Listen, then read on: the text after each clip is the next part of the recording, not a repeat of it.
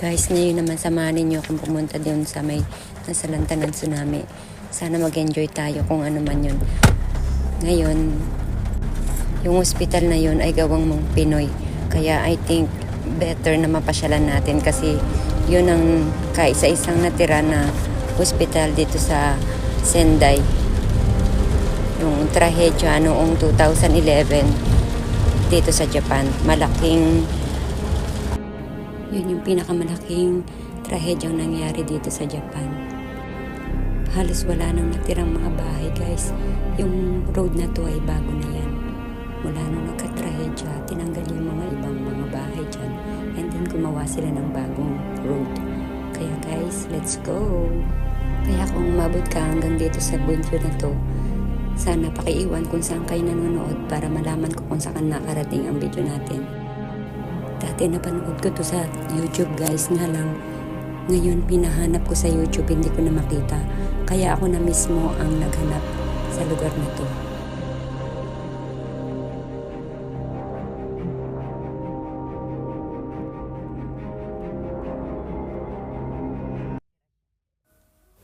Guys, abandon na talaga yung lugar, kaya tingnan natin, try natin pasukin kung pwede tayong pumasok. I think open naman siya kasi wala naman siyang barrier, kaya okay lang na pumasok siguro dito, guys. Tara, samahan nyo pa ako, panoorin nyo hanggang dulo at pwedeng palambing naman po ako ng heart habang nanonood kayo para naman ako'y maging masaya. Maraming salamat, guys. And follow na rin po. I love you, guys. Tara, pasok tayo.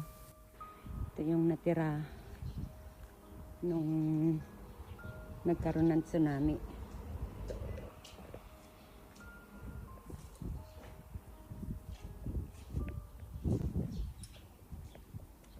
Luma.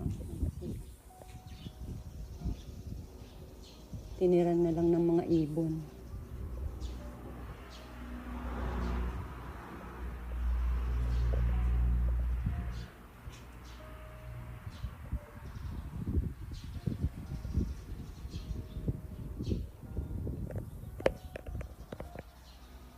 Ito yung hinahanap ko.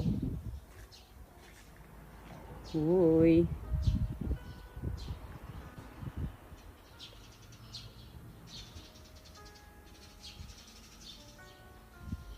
Dahil sa tsunami ang ganyan nangyari. Oh. Pero natira pa rin yung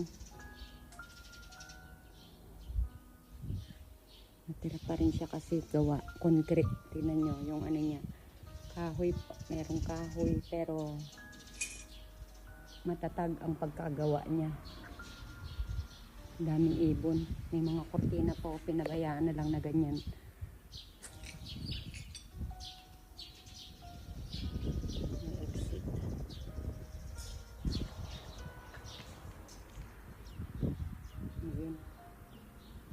May tao.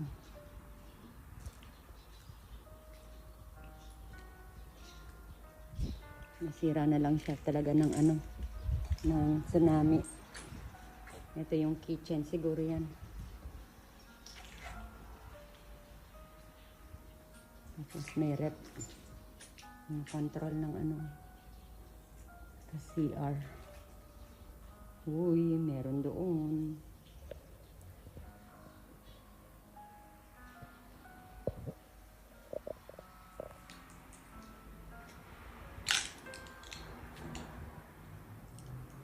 Yun na nga to.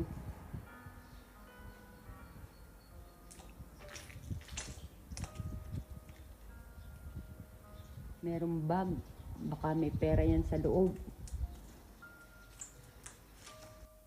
Kaya guys, hanggang dito na lang muna yung video natin. Meron pa tayong part 2. Sana abangan nyo pa ang mga susunod nating video. Sana mag-enjoy pa tayo sa makikita natin.